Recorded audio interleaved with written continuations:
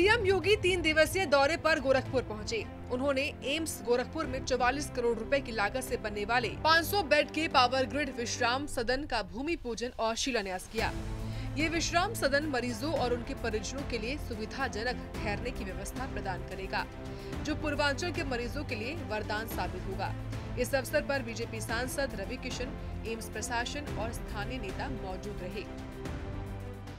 आप देखते होंगे, अगर आप एक चिकित्सक की जो सबसे बड़ी पहचान होती है वह है उसकी संवेदना। अगर डॉक्टर के मन में संवेदना नहीं है तो वह डॉक्टर कहलाने का अधिकारी है या नहीं है, इस पर जरूर विचार होना चाहिए। उसकी पहचान ही संवेदना से, उसकी एक संवेदना एक गंभीर से गंभीर मरीज की आधी बीमारी को दूर कर सकता है और उसका व्यवहार उसी प्रकार का होना चाहिए। और संवेदना के इस केंद्र में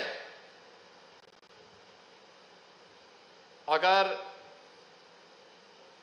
एक मरीज के साथ ये मान के चलिए कम से कम 3 से 4 अटेंडेंट होते हैं,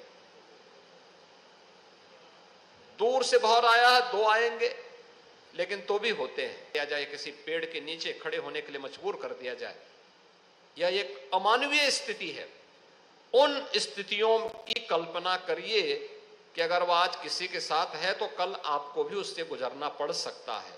उन स्थितियों से बचने के लिए आवश्यक है कि हम पहले ही अपना मानवीय स्वरूप बनाएं और उन लोगों के बारे में सोचें जो अपने मरीज की पीड़ा के साथ यहां जुड़े हुए हैं, लेकिन उनको एक अतिरिक्त पीड़ा यहां पर मिलती है, उन स्थलों पर मिलती है। और ये अक्सर हमारे चिकित्सा संस्थानों की एक कमी के रूप में हम लोग देखते रहे हैं। हमारे यहां होता है, पेशेंट आता है पूरे भारतीय, उसमें तो पेशेंट के साथ उसके अटेंडेंट भी आते हैं। पूर्वी उत्तर प्रदेश में भाव है कि अगर कोई परिवार का व्यक्ति बीमार होता है तो व्यक्ति अकेले नहीं आता, पेशेंट के साथ साथ 2, 4, 5, 7, 10 लोग तक चले आते हैं और वे आकर के फिर वहां पर जहां तहां भोजन भी बनाते हैं। फिर उसके बाद गंदगी भी होती है, कहीं पेट्रोमैक्स पे कभी उनके स्टोव में आग लगती है, घटनाएं होती है। और यह कॉन्सेप्ट सबसे अच्छा है कि हम पेशेंट के अटेंडेंट के लिए ऐसी व्यवस्था बनाएं जहां पर उनको रहने की सुविधा हो। मिनिमम यूजर चार्ज आप लीजिए। समारोह को संबोधित करते हुए सीएम योगी ने कहा, एक डॉक्टर की पहचान उसकी संवेदना होती है। अगर संवेदना नहीं है तो वो डॉक्टर नहीं होता। जब इंसेफ्लाइटिस की बीमारी गोरखपुर में थी, बीआरडी मेडिकल कॉलेज उसका सबसे हॉटस्पॉट था।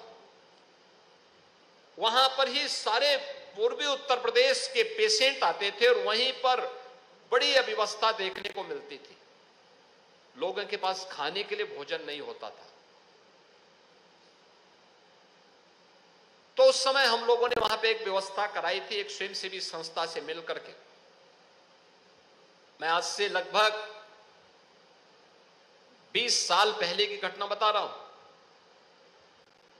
2005, 6, 7 की घटना बता रहा हूं। हम लोगों ने उस समय प्रारंभ की थी। हम लोगों ने उस समय 8 रुपए में भोजन की व्यवस्था, 8 रुपए में दाल, चावल, रोटी, सब्जियों से मिल जाए।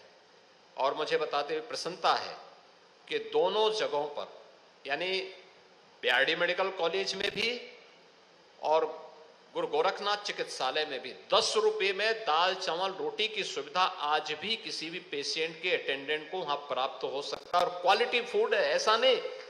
और ये भी नहीं कि कोई गिन ले। मेडिकल कॉलेजेज में जैसे पावर ग्रिड गोरखपुर में, एम्स गोरखपुर में, तो यह सुविधा केंद्र बना ही रहा है।